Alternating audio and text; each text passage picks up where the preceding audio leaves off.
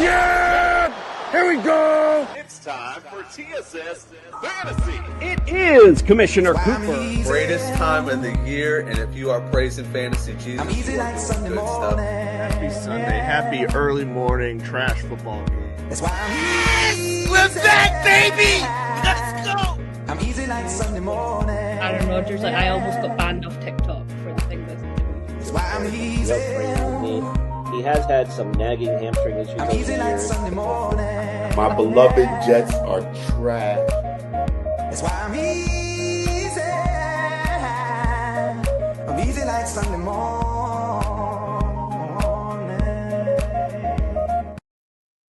That's right, ladies and gentlemen. It is Commissioner Cooper, and you're waking up with TSS Fantasy. Yeah! Where's Fred, bro? That's all I got to say. I just sent him the text. Text Like, him. what the hell, bro? What you saying? You didn't like my yeah? You didn't? No excuses. I thought my laugh Oh, no, yeah yeah, was it was actually good. coming from the Yeah. heart this time. No, that was Man, sounded- I'm out of here. I'm out of here. The disrespect. I actually thought we were sounding like in championship form, so I think it goes along with the show today. All right, it's championship weekend. We got a few things to cover this morning, so let's get it started. We'll do the intros first. Welcome into the studio, Justin Jesus Herrera. Good morning to you, sir. Oh, good morning. I am enjoying the fact that now I can go to golfing, but now it's snowing, so I can't go golfing. So, right. Yeah. When a door opens, God comes in and shuts it right back. That's what you do. You got to watch these teams that you hate play today. Yeah, but at least it's, nice, cozy, sit and watch football weather. You can look at it that way, at least. Let's also welcome in the studio, Ballers Meg. Welcome into the studio this morning. Hey, I mean, I can't relate to Justin because I've been available for playing golf for the last 6 weeks and still haven't, despite there being no snow. But I'm happy that it's cozy football season, and I'm happy that we've got some exciting playoff games today. Yeah, some really exciting championships. Really excited for it. And I know someone else is. Carl from Patriots Touchback Podcast. Welcome in, my friend. Good afternoon. Good morning, everybody. Hope we're all well. Yes, because I live down in the south of the United Kingdom, we get no snow at all. Well, I say snow, we get good slush. We just don't get good snow. So, yeah, but looking forward to it nonetheless. And, the nerves will kick in I'll probably say in about 6 hours' time. I'm sure they are. Let's also welcome in Greg OJ, the Juice is Loose Mayor. Welcome in, my friend. Good morning, everybody. And I've been waiting to golf since week 1 of the NFL season because the Jets suck. And Carl, just for you, I'm wearing my John Elway throwback jersey for the Broncos. Let's rock. Ooh-wee. Just for Carl today, a little trash talk early in the morning. Gotta love it. All right, well, if you're watching on YouTube today. It's a shame that Denver's running game is going to be more slower than the platypus, and the platypus is actually a special on at John Elway Steakhouse, if I'm not mistaken. Wow. Okay. Let's go, Jason Stridham. Platypus? I didn't know that. All right, let's talk. Is it a platypus cut? Yeah, I don't know if we ever talked about a platypus here on the podcast. So there we go. It's Was that a special at the Lone Star too? All right, well, do us a solid if you're watching on YouTube. Give us a like, throw a comment in there, subscribe to the channel. Little things stopping you from doing it. Big things popping for us when you do, so we appreciate you. If you're looking for some championship bling for your fantasy champion, look no further than Pro Am Belts. And if you're going to do some daily fantasy, go to the Fast Strap app, use the promo code TSS. We'll double that deposit up to $50. And in a little bit, we're going to give you some DFS lineups to hopefully win you some money today. All right, well, we got to talk about injuries first. And what a crazy way for Bo Nix to get hurt last week. I know I want to bring Brian in to talk about it. So let's hear from Brian from the Injured List podcast. It's time to get your latest NFL injury updates with Brian from the Injured List podcast. The doctor is in.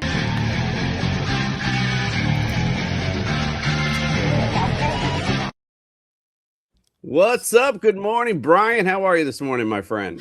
I'm good. I'm good. Speaking of platypus, that's a medical condition, actually. I think a lot of the 49ers may have suffered from that due to that electrical substation that's like located right next to their practice facility, which, man, they got to do something about that. They actually spread it to Jimmy Butler. He tore his ACL while a couple of 49ers were in, Cleveland watching the game over there. So, or I should say, Justin, you're on mute. Watched a couple of games. But don't games, so yeah, he probably knows the electrical substation.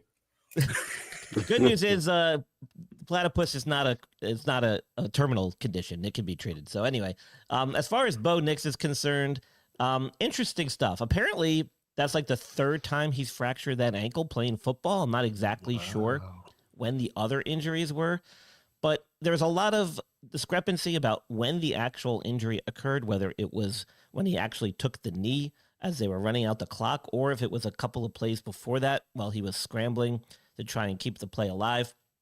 Either way, the injury occurred and he had surgery pretty quickly.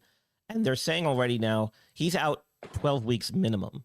So no football activities, nothing that can put stress on that ankle for 12 weeks. Now, they've also said that he's 4 weeks where he's going to be on crutches, non-weight bearing. What that tells me is that he is actually probably more of a ligamentous type injury rather than the fracture being the issue.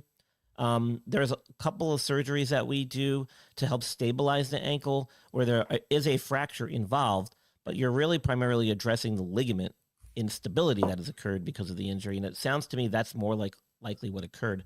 And so he's going to be on crutches 4 weeks. He'll probably be watching from the booth today, not down on the sideline. But long term, this should not affect his availability. It should not affect his performance. He should be able to make a full recovery. In fact, he should be back in fairly enough time for off-season workouts and whatnot. Yes, Justin, you have a question with your hand raised. I got a question here because we all remember Terrell Owens played on a fractured ankle in the Super Bowl. And more recently, Fred Warner played a full season last year on a fractured ankle. You know, what's the little gray area there, which Bo Nix could have played if there was a chance, or was it just like a fracture that was just not going to be able to work with him? No, I think they knew right away that this was a fracture or some type of soft tissue injury, like I said, with the ligaments that rendered his ankle very unstable right out the gate. I don't think there was any question that he was going to be allowed to play. I think they knew immediately that he was done for the year as soon as they got him back and did their x-rays or whatever test they did to confirm it. It's not so much the fact that it's a fracture. There's a lot to do with where it is, what part of the ankle, what soft tissue potentially is involved. You hear the term fracture is kind of just a generic term. It's not very specific. There are a lot of different injuries like that can happen in and around the ankle joint that can cause other problems, namely stability of the ankle, and that's probably what he had. I can almost guarantee that the surgery he had was probably more akin to like what Tua had in college, where they did the tightrope procedure to stabilize that ankle. And you can do that type of surgery in injuries to the ankle that have fractures or don't have fractures. The timeline that they're describing is very similar to that timeline as far as recovery goes. And that's actually the hardest part of it, this whole thing. It's not what injury he had and the surgery they did, it's the recovery, because 4 weeks off of it, no football activities for 3 months. That takes a toll conditioning wise, getting back on the field and doing stuff. So it's going to take him time, even though 3 months is no football activity, he'll be doing rehab during that time. But until he actually steps on the field and does anything strenuous to that ankle, it's going to be 12 weeks. So. Wow, that's crazy, man. Yeah. Well, bad luck for the Broncos. Maybe good luck for the Patriots, but you never know. Might be that backup miracle Sunday. Never know. So we'll talk about that in a little bit. It's crazy. The last couple teams standing here are the teams that I highlighted on my very intricate, very detailed AI-generated graph just a few weeks ago on the show, if you remember, because it was so memorable. You got the Rams. You got the Seahawks, you got the Patriots, and the Broncos are all, some of the teams that were very least affected by injuries during the course of the season. Here we are, last kind of few teams standing. Unfortunately for the Broncos, they took a hit to their star quarterback at the worst possible time. However, However, a lot of reports and a lot of coaches have come out and said Stidham is the man. If you want to back up in there, Stidham is the man. So they have a fighting chance still. We shall see today. It'll be interesting. It'll be an interesting game for sure. All right, Brian. Everyone go follow Brian at the Injured List podcast everywhere on social media. And of course, right here on That Sports Podcast Network. Brian, we appreciate you. Hopefully we'll see you at Super Bowl if we can get you on, and we'll do a little Super Bowl injury update if we can. Sounds good. All right. Appreciate you, brother. We'll see him out with our friends from NeuroGuard Plus. Dr. Michael Hutchison has harnessed the latest in neuromuscular dentistry and impact technology to develop a mouthguard that does more than protect. It enhances. NeuroGuard Plus isn't just a mouthguard. By focusing on the jaw's physiological position, it provides an added layer of neuroprotection, significantly reducing the risk of sports-related neurological injuries. All athletes should be using a custom mouthguard designed to their bite position. NeuroGuard Plus was created as a means to maintain your physiological jaw position regardless of your bite. The appliance is designed to optimize your upper-lower jaw relationship to improve your strength, your balance, your oxygen intake, and drastically lower your chance of a concussion. Independent studies have shown that the NeuroGuard Plus will provide you with improvement to both upper and lower body strength. The same improvements were not present with a common mouthguard. Over 6,500 athletes have used the NeuroGuard Plus. Dr. Hutchison is happy to say that the amount of diagnosed concussions is 0.2%. The NeuroGuard Plus offers athletes, coaches, and parents an advantage to keep their players safe on the field. If you or your child actively participates in athletics, they need to be protected from the dangers of repetitive head trauma. Get your NeuroGuard Plus mouthguard today.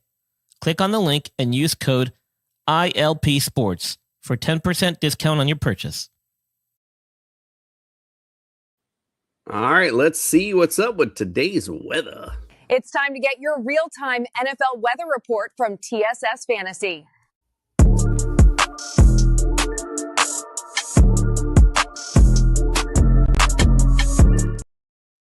All right, weather report today, New England at Denver. It does say 16 degrees and likely snow for this matchup today, which should make it fun. Although it does say 2% also, so I don't know, 2% and likely snow, whatever. Winds at 8 miles an hour as well. So there's your weather report for the AFC Championship. And for the NFC Championship, LA at the Seahawks, 37 degrees, mostly cloudy, and winds are just 1 mile an hour. So pretty good conditions there. Make things interesting.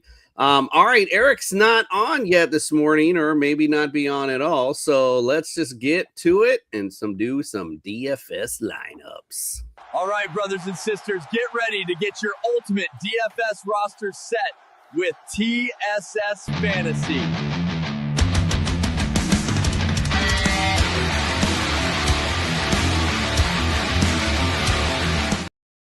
Got to always check to see who was the winner and who was the loser. Let's go with the winner first. Let's see who it was. That's right, motherfuckers. No more making fun of my fourth place finishes. I'm the man now. Fred Bend the Knee Clown. 116.4. Greg takes it for the divisional round. Good job, my friend. Kenneth Walker, big pickup after the Charbonnet. Charbonnet went down. Damn, I meant to ask Brian about Charbonnet too, about him going into next year. My fault. That was the other reason I meant to have him on, but there you go. And some other good ones, DJ Moore as well. So good job, my friend. Now, of course, it's time to see who was last week's loser. I was so bad last week, the crowd wanted me back again. Don't worry, I will not bore you with my jokes. My DFS lineups are funny enough. I was so bad last week, the crowd wanted me back again. Don't worry, I will not bore you with my jokes. My DFS lineups are funny enough. I was so bad last week, the crowd... That's why he didn't show up this week. That was on accident, but as I was playing it, I was like, that actually kind of is fitting. So yeah, 76.7. It's kind of tough now that we're getting to 4 games and all that. So, it is what it is. But Good job, Fred. Way to go. Back to back. After being the season king, you are now the postseason queen. All right, here we go. Let's see who else is up. Carl, you're up next there at 95.3. Talk about well, you got my bad. You also had Kenneth Walker in there, of course, looked good. Patriots D was big last week. Defense has actually scored pretty good last week all the way around.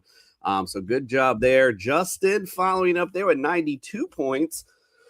Caleb Williams saving the day. And then again, Patriots D, 19 points is always good. I'm following up with 82.6. Matt Stafford.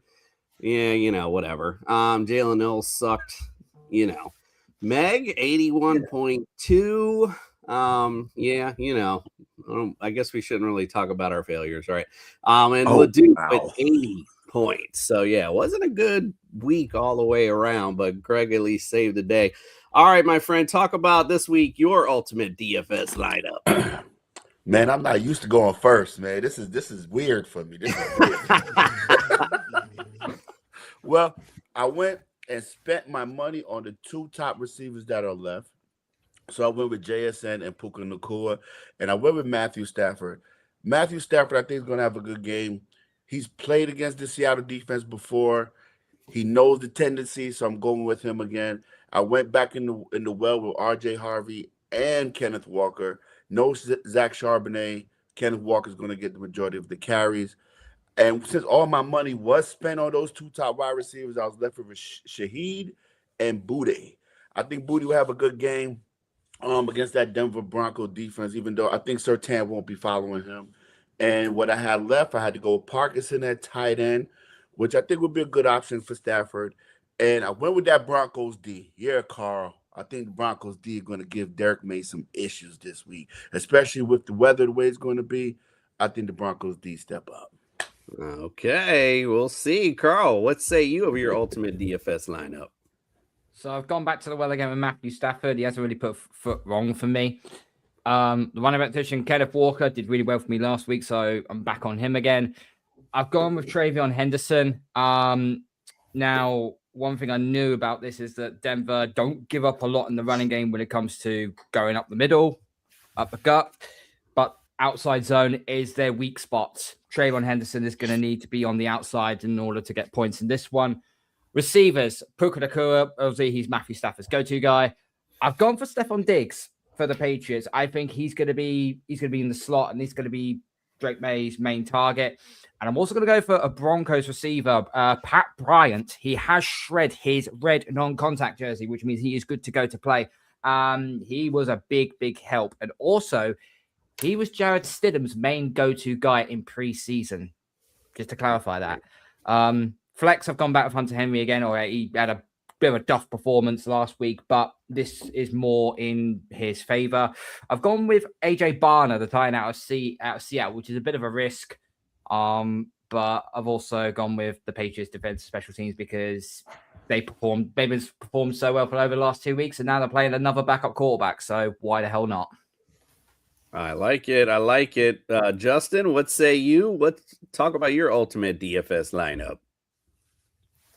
Oh man, do I have to? Matthew Stafford, easy one. Probably the best quarterback still available. Ramondre Stevenson, I just love what he's getting touches wise. He's starting out touch Travion Henderson pretty easily. Kenneth Walker, I mean, that dude's just an animal.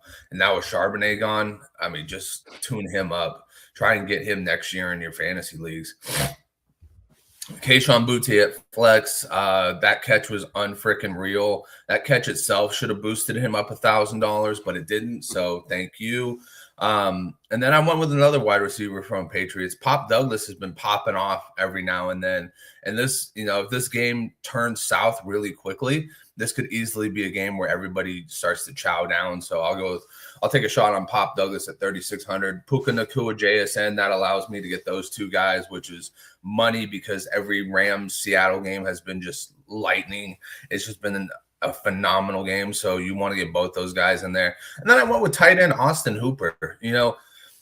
It's interesting. The Patriots always find a way to get this guy somehow involved. And if this guy just gets one touchdown, he's already beaten that 2,500 tag right there. And then finishing off with the Patriots defense, because unlike the Broncos, I don't think Jarrett Stidham is much. And I know Carl is having flashbacks to Nick Foles, but I don't think it's going to be that way, bro. Don't worry. I don't think he's sweating it that much. All right, here we go with mine with Sam Darnold. Rams can be had in the secondary, so that was kind of why I went there with Sammy. Kenneth Walker as well. Obviously, we know Zach Charbonnet going to see a ton of carries. Ramondre Stevenson. Denver showed a little bit chink in the armor on the run defense last week as well, so should see, like you said, he sees a lot of volume. Booty, same reason that you had mentioned, that catch last week. Definitely should have started him up as far as price is concerned. Oops, my bad. Also, Devonta Adams, so that way I get a little bit into that game, because I feel like, this might be one of the higher scoring games today. Hunter Henry, well, there's only two, so I guess, it's better than the other one. Hunter Henry against Denver, they've all season have been that's been one chink in their armor as far as their defense is concerned, is that the tight end, they're 21st against tight ends. Travion Henderson, just got to light the excitement. The way he could just take it to the house at any time. So a little screen pass here or there would be awesome to see Travion on the field. And like everyone's saying, Patriots D, why not going against Stidham? I mean, it just makes sense. All right, Meg, let's talk about your ultimate DFS lineup. Yeah, I had a shocker last week, to be fair, but hopefully better this week. I have kind of stuck on my guns a little bit on that Patriots side. Gone with Drake May in at quarterback. I think that, like you just mentioned, the Denver defense showed a little bit of flaws last week, and I do think that Drake May can get us some good points. Stacking that with Ramondre Stevenson, again, I mean, I feel like it's maybe been about 7 weeks in a row I've picked this guy. I just have a lot of faith in him. I think it seems to go either Henderson or Stevenson each week, whichever one seems to just get the points. So I'm sticking with that risk and going with Stevenson again. RJ Harvey at Denver, again, another player that I've been high on all season. I think he is going to have to get involved this week big time. None of us really know. We don't have enough data on Stidham in playoffs and championships. So I think that his offense are going to have to do a lot to make sure those points go on the board. Same over there with Torrey Franklin and Cortland Sutton. It's going to be an interesting game, this one. I'm really, really excited for this. The game of the week for me, obviously. There's only two to pick from, but definitely think it's going to be an interesting one. Devonta Adams, for all the reasons that we've already said. Again, the man's on fire right now. And so I'm excited to see what he can do today. Obviously, I had to go in for some big names. I've gone for Jackson Smith and Jigba for Seahawks, because do we need to even say a reason? Like, the guy's unbelievable. And Hunter Henry, like Carl said, I think he'll get more involved this week. I was a little bit disappointed in him last week and the points that he put up. But I think this week he's going to be getting back on form. He has to. It's, all to play for. And then Rams defense. Initially, I'd gone for Seahawks, but my budget was a little bit stretched, so we've taken it down to the Rams, and I don't think they're too bad. I don't think it's any defense at this point is too risky. So yeah, give me the Rams for the defense. Yeah, with only 4 options, it's getting kind of close as far as defense is concerned. Here's LeDuc's lineup, although he's not here, so Drake pretty much the same as most of everybody on here. Does have Murphy on there, though, at receiver. A little bit of a change there, and Parkinson at tight end.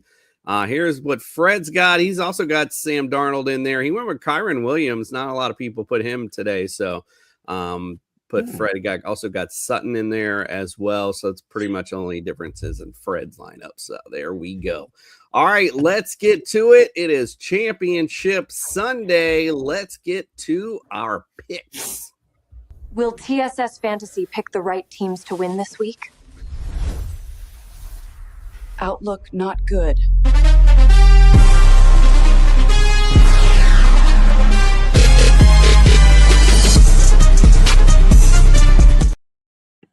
All right, here we go. Talking about last week. Let's see how we did with division picks. Oh, good. Carl, Leduc, Greg, and Meg all at 3-1. Justin and I at 2-2, and there is Fred. The reason That's why why we he don't ain't see him show this up. morning, 1-3.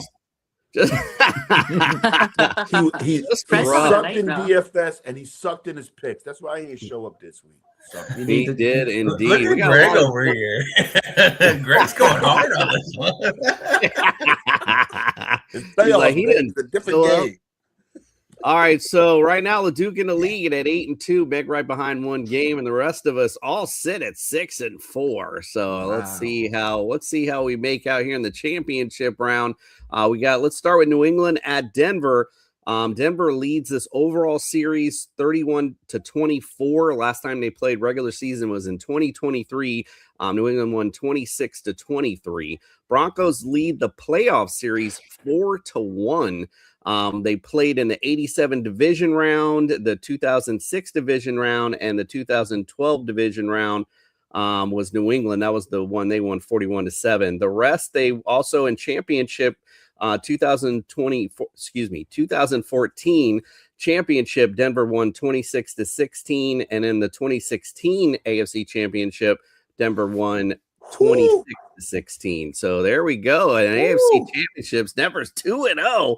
The line today, though, is 4.5. The over-under is 43.5. Justin, who wins today and why? I'm just gonna go with the Patriots. I mean, like I said, I know Carl is having those flashbacks to when Nick Foles kicked his ass, and he's starting to quiver a little bit. He's not showing it on camera. He's a professional. He's not showing it on camera, but he turns his head every once in a while to bite his tongue. Maybe his finger too. I don't know. We gotta see the indents on there. But I'm gonna go with the Patriots because I've seen Jarrett Stidham play. He's nothing special. He's never been anything special.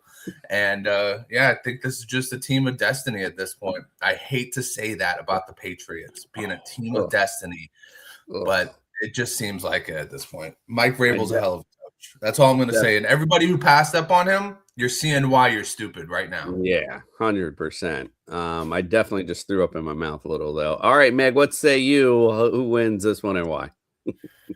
If you'd asked me this 3 weeks ago, even a week ago, I would have been all about Denver. But knowing what we know now, and even taking the Bo Nix injury out of it and looking at that flaws in the defense that we've spoken about last week, I would be picking the Patriots, and I am picking the Patriots. I think that Drake May has made some fatal errors in the playoff games. We've seen that he's capable of making mistakes, but he's young, and his offense and his defense, to be fair, have stepped up and managed to make sure that it doesn't end their run. So give me the Patriots.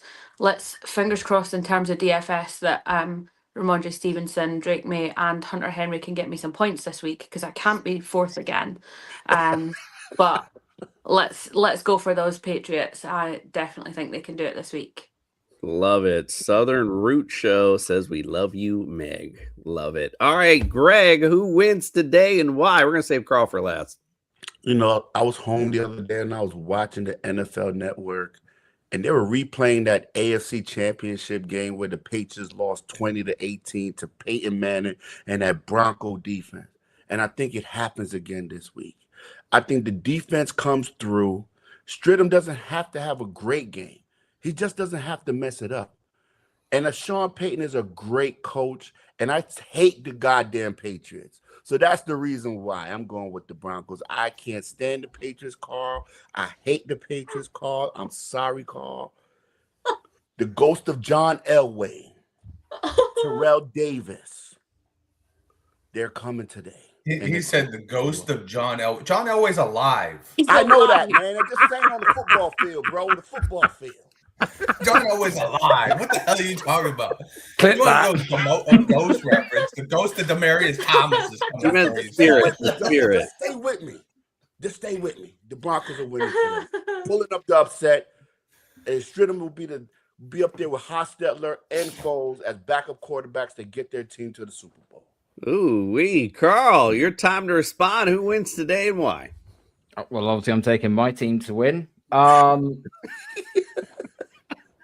not worried about what Stidham won't be able to do. I'm more worried about what the Broncos defense can do. This is all going to come down to, can our offensive line hold up? And can Drake May not hold on to the ball like a loaf of bread? He's been practicing his ball security all week. We'll have to see what happens there.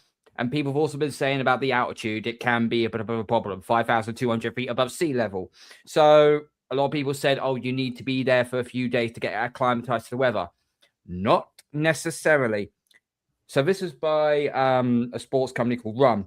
Teams should travel to altitude either immediately before a competition, within 18 to 47 hours to avoid the worst effects of altitude sickness, or at least 10 to 14 days in advance to allow for proper acclimation. Arriving 2 to 4 days before the event should be avoided, as this is when physical performance is often at its lowest. New England touchdown in Denver, 6:30 last night. They are in that 18 to 47 hour time frame. So, but the Jags done the same and they beat their asses. So that's true. So yeah, I'm taking New England. It don't matter, Carl. They're still going down. So we only got Fred and Greg. I was hoping the Stooges picking the Broncos. The two guys that were usually down at the bottom during the season for picks going for the Broncos today. Oh my goodness. I don't see them losing at all. So I just had a message from I someone. gotta respect that because that's some hate for real right there. Like It's they're at hate, least sticking to the NFC or the AFC East hate. Jason's over here like I just want to win this. It's like an abusive relationship. For years, they've been whooping on us and whooping on. And Jason, I'm ashamed of you because you're a Dolphins fan. You know, bro, we cannot pick the Patriots, bro. That's common it's not sense. like my pick does not affect the outcome, so I just feel like who cares? Yeah, they've been belt to ask for it. Yeah, it's right. In Buffalo, it just is what it is. By the way, Eric commenting in here, he says computer was having some fucking up this morning, so we're on Stiddy, 15 rush yards. Benito and Milton Williams get sacks. Broncos and Patriots both punt on first possession, plus 300. JSN 100 yards. And he also says he's now taking Broncos because all the hosts are on. I'm telling you, look at Vegas, baby. Vegas is telling the story. It.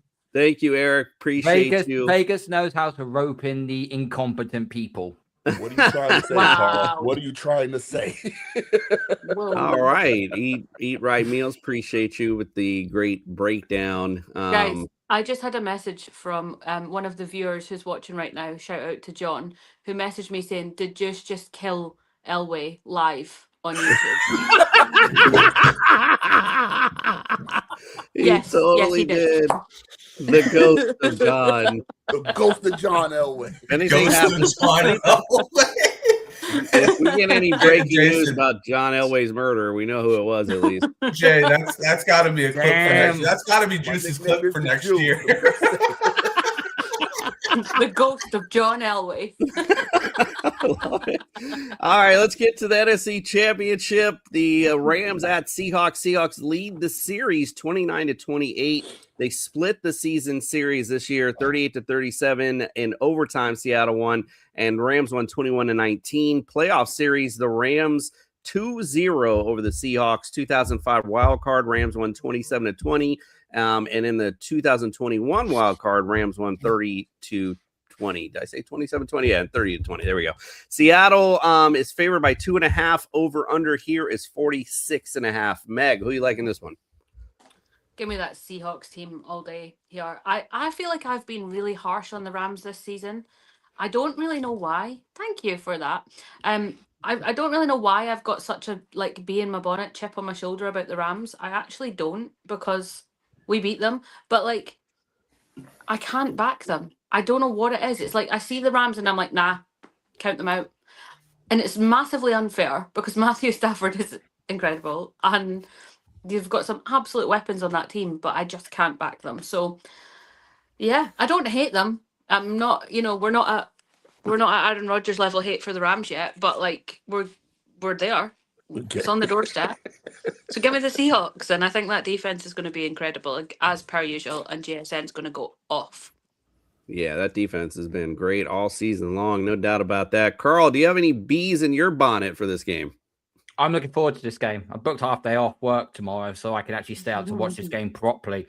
I'm torn. I'm so torn between this.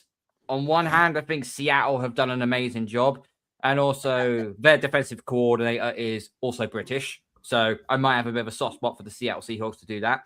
However, when you have got Matthew Stafford at quarterback with Puka Nacua and a first ballot Hall of Famer Devontae Adams at your receiver position, this is going to come down to one person and one person only. Sam Darnold. Is he going to elevate his team, and is he going to rise above the occasion? If he does, we could be in for a cracking game like we had on the second go around.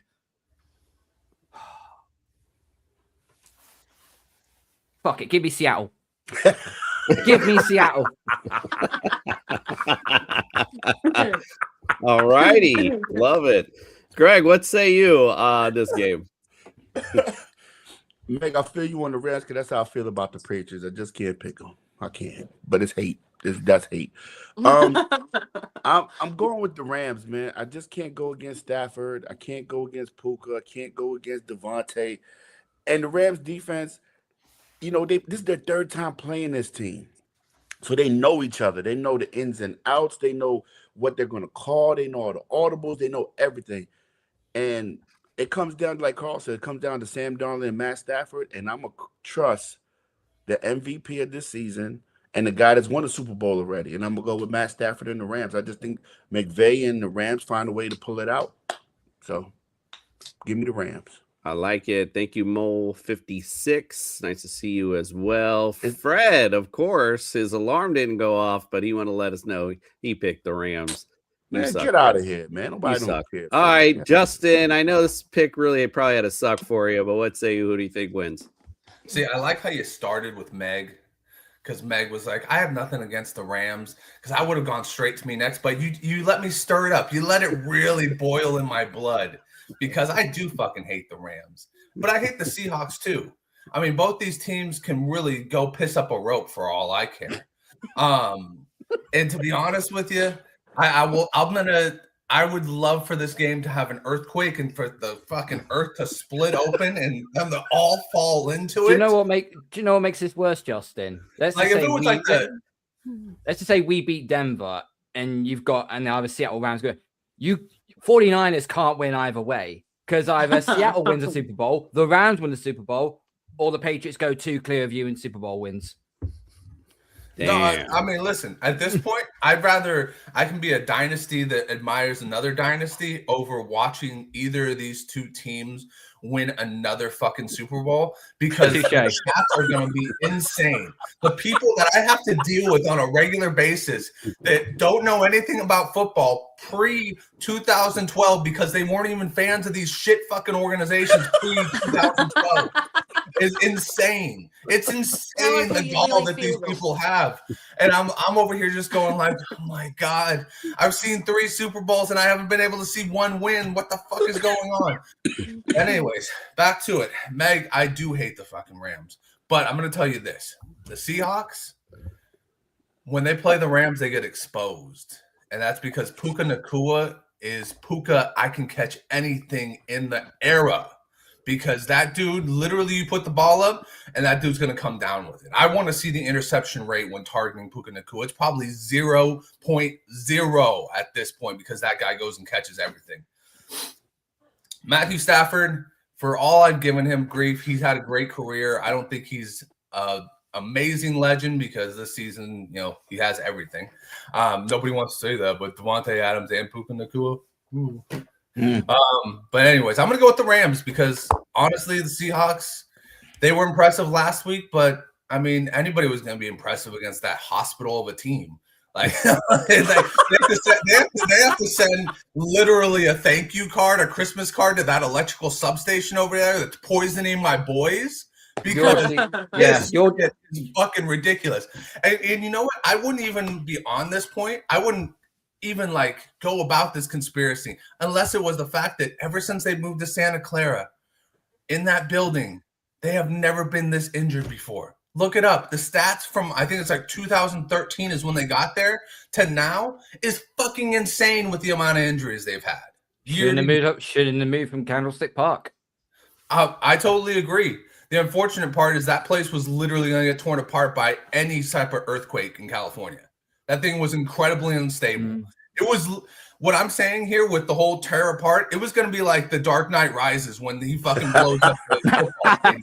Any type of earthquake was going to be like literally concaving in, and people are going to be dead. And yeah, so go Rams.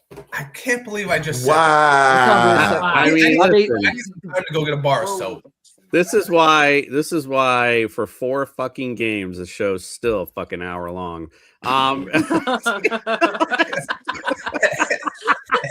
Hey, people still tune in to come watch this shit too. I'm gonna go Seahawks. Just like the defense, a little better playing at home. I think Sam Darnold's gotten over his little whatever that was in big games. I think he pulls through, and they're going to the Super Bowl on the NFC side. All righty. Well, we're going to close things out. Don't forget to wake up with us on Super Bowl Sunday morning. What? No cartoon? I am. You guys let me chill. Like, let me spit out what I need to say, and then I was going to play it. Damn. Don't forget to wake up with us Super Bowl Sunday morning. We'll have some chefs on to give you some food tips. Also Shay Hollins, who's an LA designer for on TV and for the NFL as well. She's going to give us some party ideas also. And of course, we'll give you some DFS lineups and then our usual TSS fantasy fun as well. So make sure you tune in Super Bowl Sunday morning. Wake up with us at 8 a.m. We will close things out with our Sunday morning cartoon. Glad everyone was enjoying it enough to bring it up. Let's do it. Get your cereal bowls out. Let's get it. When evil threatens my football Sunday, Commissioner Cooper sends me his super friends to save the day.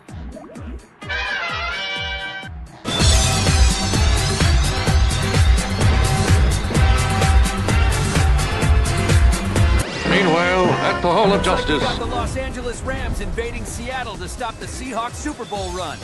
Let's get them some quarterback help. This town is so gross.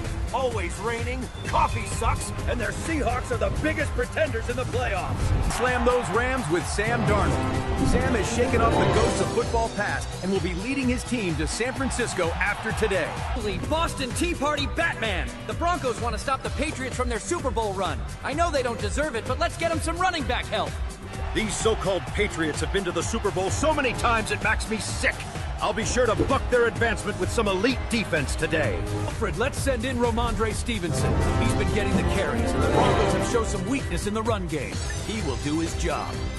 Running to Seattle where the Rams aren't sleeping on the Seahawks Super Bowl run. Let's rain on the Rams parade with some receiver help. Botox and fake tans won't be enough to defeat us. The only thing that get rammed is their bums on the team bus. Let's ram that Seahawk with Devontae Adams. The Seahawks will have a lot of attention on Puka, which makes Adams a prime target today. I'm here in Denver where the Patriots are invading to stop their Broncos Super Bowl run. Already down their star quarterback, let's get them some tight end help. Fans must be high if they think their Broncos have any chance against me today. We will be marching on to San Francisco after this thumping. Let's give that Patriot some Evang Engram, a big target for Stidham who will need all the help he can get against the Patriots defense. That's right, kids. Use the power of knowledge and go have a super win in fantasy football today. Their mission, to fight injustice, to right that which is wrong, and to serve all mankind. Yeah, see, I realized I screwed up doing the cartoon this week because I wanted to do each different team, and I realized at the end I was like, "Damn, I got the Broncos, a tight end. Oh my god, that was awful." Bad fantasy advice. What's Something that? always gets me is that Aquaman has the Flash emblem on his chest every single time. It always gets me. I always pop. Yeah. I never even noticed. That's funny. It's probably because that's the last one I do after the Flash one, so it probably just keeps it in there. That's hilarious. All right, like I said, wake up with us on Super Bowl Sunday morning at 8 a.m. We appreciate you. Good luck to your teams today, if they are gracious enough to get this far. Oh, I just want to be here one day. Me too. Right. Just one time, please. All right, we appreciate all of you. We'll see you Super Bowl Monday morning, and we are out.